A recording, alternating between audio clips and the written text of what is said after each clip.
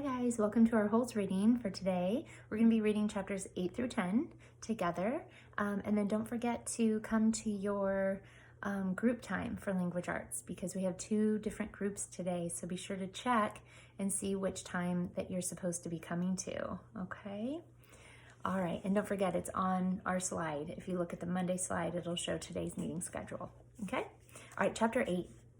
A lot of people don't believe in curses. A lot of people don't believe in yellow-spotted lizards either, but if one bites you, it doesn't make a difference whether you believe in it or not.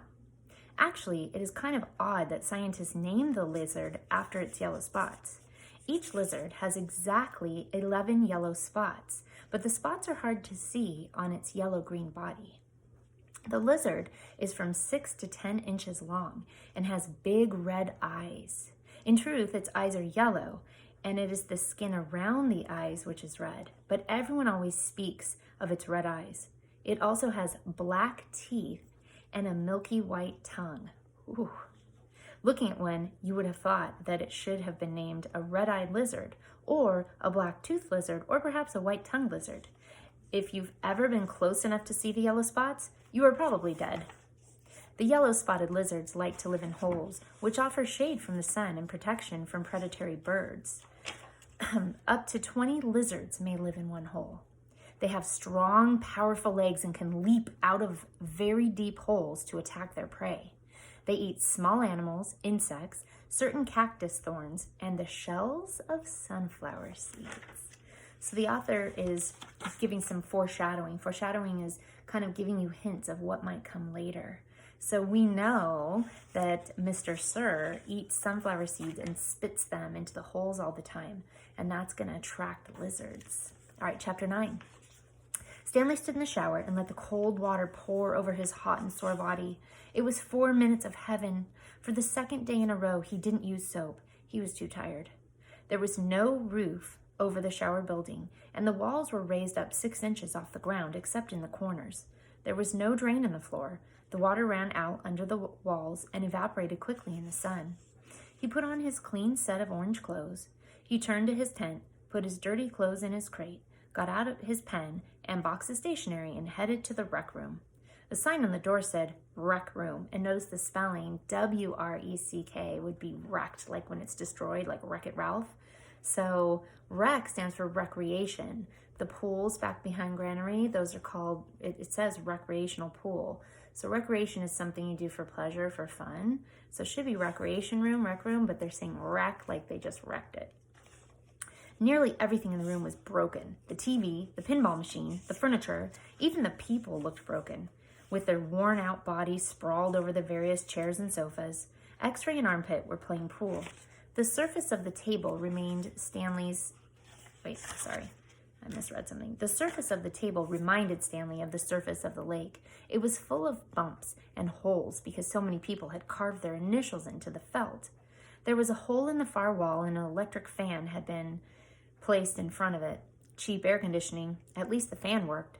As Stanley made his way back across the room, he tripped over an outstretched leg. "Hey, watch it," said an orange lump on a chair. "You watch it," muttered Stanley, too tired to care. "What'd you say?" the lump demanded. "Nothing," said Stanley. The lump rose. He was almost as big as Stanley and a lot tougher. "You said something." He poked his fat finger in Stanley's neck. "What'd you say?" A crowd quickly formed around them. "Be cool," said X-Ray. He put his hand on Stanley's shoulder. "You don't want to mess with the caveman," he warned. "The caveman's cool," said Armpit. "I'm not looking for trouble," Stanley said. "I'm just tired, that's all." The lump grunted. X-Ray and Armpit led Stanley over to a couch. Squid slid over to make room as Stanley sat down. "Did you see the caveman back there?" X-Ray asked. "The caveman's one tough dude," said Squid, and he lightly punched Stanley's arm. Stanley leaned back against the torn vinyl upholstery. Despite his shower, his body still radiated heat. "I wasn't trying to start anything," he said. The last thing he wanted to do after killing himself all day on the lake was to get in a fight with a boy called the caveman. He was glad X-Ray and Armpit had come to his rescue. "Well, how'd you like your first hole?" asked Squid. Stanley groaned, and the other boys laughed. "Well, the first hole's the hardest," said Stanley. "No way," said X-Ray. "The second hole's a lot harder. You're hurting before you even get started. If you think you're sore now, just wait and see how you feel tomorrow morning, right?" That's right, said Squid. Plus, the fun's gone, said X-Ray. The fun? Asked Stanley. Don't lie to me, said X-Ray. I bet you always wanted to dig a big hole, right? Am I right? Stanley had never really thought about it before, but he knew better than to tell X-Ray he wasn't right. Every kid in the world wants to dig a great big hole, said X-Ray. To China, right? Right, said Stanley. See what I mean, said X-Ray. That's what I'm saying. But now the fun's gone, and you still got to dig it again and again and again. Camp fun and games, said Stanley. What's in the box? Asked Squid. Stanley had forgotten he had brought it. Paper? I was going to write a letter to my mother. Your mother? Laughed Squid. She'll worry if I don't. Squid scowled. Stanley looked around the room. This was the one place in camp where the boys could enjoy themselves. And what'd they do? They wrecked it. The glass on the TV was smashed as if someone had put his foot through it. Every table and chair seemed to be missing at least one leg. Everything leaned. He waited to write the letter until after Squid had gotten up and joined the game of pool. Dear Mom, today was my first day at camp, and I've already made some friends. We've been out on the lake all day, so I'm pretty tired. Once I pass the swimming test, I'll get to learn how to water ski. He's totally lying to his mom. So think about your opinion there. We'll have to talk about that. Why would he be lying to his mom? Because he doesn't seem like he's a lying kind of kid. Why would he be lying to her? And then, would you do that too? He stopped writing as he became aware that somebody was reading over his shoulder. He turned to see Zero standing behind the couch. I don't want her to worry about me, he explained. Zero said nothing. He just stared at the letter with a serious, almost angry look on his face. Stanley slipped it back into the stationery box. Did the shoes have red X's on the back? Zero asked him. It took Stanley a moment, but then he realized Zero was asking about Clyde Livingston's shoes. Yes, they did, he said. He wondered how Zero knew that. Brand X was a popular brand of sneakers. Maybe Clyde Livingston had a commercial for them. Zero stared at him for a moment with the same intensity with which he had been staring at the letter. Stanley poked his finger through a hole in the vinyl couch and pulled out some of the stuffing. He wasn't aware of what he was doing. Come on, caveman, dinner, said Armpit. You coming, caveman? Said Squid. Stanley looked around to see that Armpit and Squid were talking to him. Sure, he said. He put the piece of stationery back in the box, then got up and followed the boys out to the table. The lump wasn't the caveman, he was. He shrugged his left shoulder. It was better than barf bag. All right, we have one more chapter. Stanley had no trouble falling asleep, but morning came much too quickly. Every muscle and joint in his body ached as he tried to get out of bed. He didn't think it was possible, but his body hurt more than it had the day before. It wasn't just his arms and back, but his legs, ankles, and waist also hurt. The only thing that got him out of bed was knowing that every second he wasted meant he was 1 second closer to the rising sun. He hated the sun. He could hardly lift his spoon during breakfast, and then he was out on the lake, his spoon replaced by a shovel. He found a crack in the ground and began his second hole.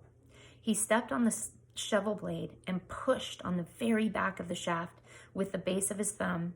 This hurt less than trying to hold the shaft with his blistered fingers. As he dug, he was careful to dump the dirt far away from the hole. He needed to save the area around the hole for when his hole was much deeper. He didn't know if he'd ever get that far. X-ray was right. The second hole was the hardest. It would take a miracle. As long as the sun wasn't out yet, he removed his cap and used it to help protect his hands. Once the sun rose, he would have to put it back on his head. His neck and forehead had been badly burned the day before. He took it one shovelful at a time and tried not to think of the awesome task that lay ahead of him. After an hour or so, his sore muscles seemed to loosen up a little bit. He grunted as he tried to stick his shovel into the dirt. His cap slipped out from under his fingers and the shovel fell free. He let it lie there. He took a drink from his canteen. He guessed that the water truck should be coming soon, but he didn't finish all the water just in case he was wrong. He'd learned to wait until he saw the truck before drinking the last drop. The sun wasn't yet up, but its rays arced over the horizon and brought light to the sky. He reached down to pick up his cap, and there next to it he saw a wide, flat rock. As he put his cap on his head, he continued to look down at the rock. He picked it up. He thought he could see the shape of a fish fossilized in it. He rubbed some dirt, and the outline of the fish became clearer. The sun peeked over the horizon, and he could actually see tiny lines where every one of the fish's bones had been. Isn't it weird, to think fish used to be there at one point? He looked at the barren land all around him. True, Everyone referred to this area as the lake, but it was still hard to believe that this dry wasteland was once full of water. Then he remembered what Mr. Sir and Mr. Banansky had both said. If he dug up anything interesting, he should report it to one of them. If the warden liked it, he would get the rest of the day off. He looked back down at his fish. He'd found his miracle. He continued to dig, though very slowly, as he waited for the water truck. He didn't want to bring attention to his find, afraid that one of the other boys might try to take it from him. He tossed the rock face down beside his dirt pile, as if it had no special value. A short while later, he saw the cloud of dirt heading across the lake. The truck stopped and the boys lined up. They always lined up in the same order. Stanley realized no matter who got there first, X-ray was always at the front of the line. Then came Armpit, Squid, Zigzag, Magnet, and Zero. Stanley got in line behind Zero. He was glad to be at the back so no one would notice the fossil. His pants had very large pockets, but the rock still made a bulge. Mr. Banansky filled each boy's canteen until Stanley was the only one left. "I found something," Stanley said, taking it out of his pocket. Mr. Banansky reached for Stanley's canteen, but Stanley handed him the rock instead. "What's this?" "It's a fossil," said Stanley. "See the fish?" Mr. Banansky looked at it again. "See? You can even see all of its little bones," said Stanley. "Interesting," said Mr. Banansky. "Let me have your canteen." Stanley handed it to him. Mr. Banansky filled it and then returned it. "So do I get the rest of the day off?" "What for?" "You know, you said if I found something interesting, the warden would give me the day off." Mr. Banansky laughed as he gave the fossil back to Stanley. "Sorry, Stanley, the warden isn't interested in fossils." "Let me see that," said Magnet, taking the rock from Stanley. Stanley continued to stare at Mr. Banansky. "Hey, Zig, dig this rock." "Cool," said Zigzag. Stanley saw his fossil being passed around. "I don't see nothing," said X-Ray. He took off his glasses, wiped them on his dirty clothes, and put them back on. "See, look at the little fishy," said Armpit. So we're going to stop there. And that wasn't good enough to get the day off. And then the boys take it away and start, thrashing it around. Poor Stanley. Okay, so don't forget to come to your correct meeting time and check the slide if you're not sure which group and which time. And I will see you then. Bring your novel and your language arts notebook and your packet. See you then.